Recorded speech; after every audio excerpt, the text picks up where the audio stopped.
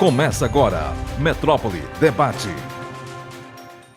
A TV Metrópole a serviço dos trabalhadores a caminho da aposentadoria. Estamos chegando para mais uma edição do Metrópole Debate. Ao nosso lado, o professor Paulo Bacelar, para tirar as suas dúvidas sobre a área previdenciária. E as perguntas que chegaram durante a semana serão respondidas agora para você, telespectador, telespectadora.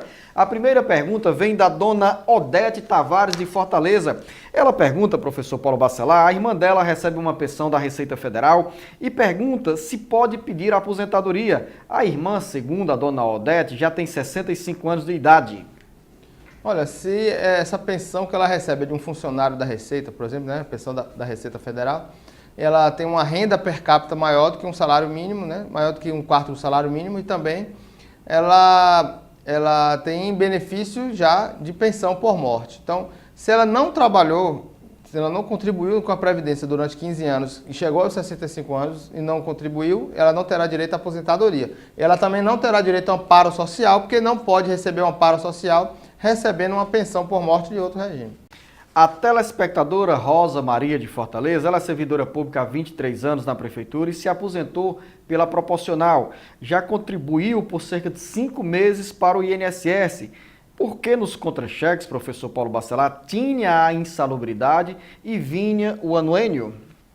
Porque a insalubridade, quando ela recebe, ela serve de base de cálculo para a contribuição previdenciária. Por isso. Porque quando você tem o seu salário, que está fixo na carteira, você também tem as outras remunerações que compõem a remuneração total para a contribuição previdenciária, que vai gerar benefícios para você na aposentadoria. E o adicional de salubridade faz parte dessa base de cálculo, por isso que vinha descontando o INSS.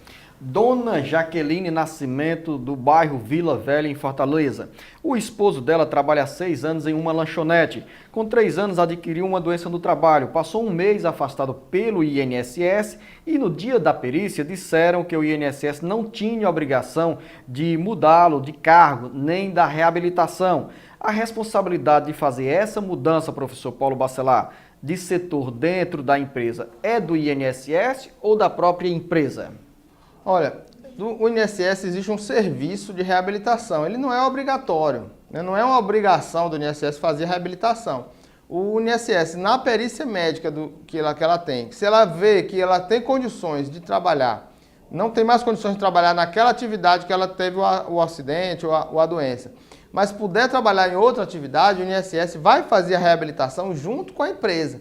Não é uma obrigação, é um serviço que o INSS tem, que pode, a critério do médico perito do INSS, indicar para essa reabilitação, que é feita em conjunto com a empresa. Não é obrigação. Nós temos outra pergunta que vem da Jurema, que é da dona Silvia Helena. Jurema é o maior distrito da região metropolitana de Fortaleza e onde está a sede da TV Metrópole, canal 26. Dona Silvia Helena diz que é deficiente visual do olho direito e funcionária pública. Tem 15 anos de contribuição previdenciária e quer saber se pode solicitar a aposentadoria, professor Paulo Bacelar. Ela já tem os 15 anos, que é o início, né, para poder ter direito à aposentadoria. Se ela é servidora pública, mas é do regime geral, ela é seletista, então ela teria direito a se aposentar com 60 anos de idade, porque ela já tem 15 anos, falta chegar à idade de 60 anos, que a gente não sabe, né, qual é a idade dela. Agora, se ela tiver com o problema no olho que ela tem, né, da visão, se ela tiver achando que está incapaz para o trabalho, ela pode requerer, se ela for seletista, requerer pelo telefone 135 o benefício do auxílio-doença e poderá ver se é caso para o INSS aposentá-la por invalidez. O senhor Antônio José, do bairro Bom Jardim, em Fortaleza, ele diz o seguinte: minha mãe, antes de falecer, recebia pensão de um irmão que morreu. Antes de falecer, ela tentou passar a pensão para uma sobrinha e não deu certo.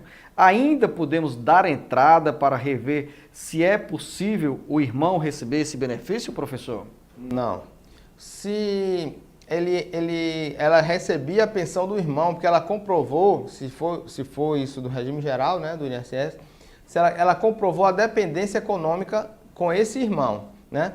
No momento que ele também se sente dependente do irmão, se ele comprovar que ele era também dependente do irmão, ele poderá requerer a pensão do irmão, estando nas mesmas condições que ela. Mas essa pensão dela, que já cessou, ele não tem mais condição de pedir. Ele pode pedir a dele, se provar que ele dependia do irmão economicamente.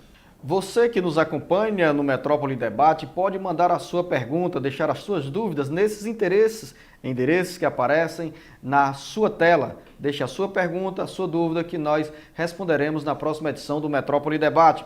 Tem mais pergunta, o telespectador não quis se identificar, mas mandou a seguinte exposição.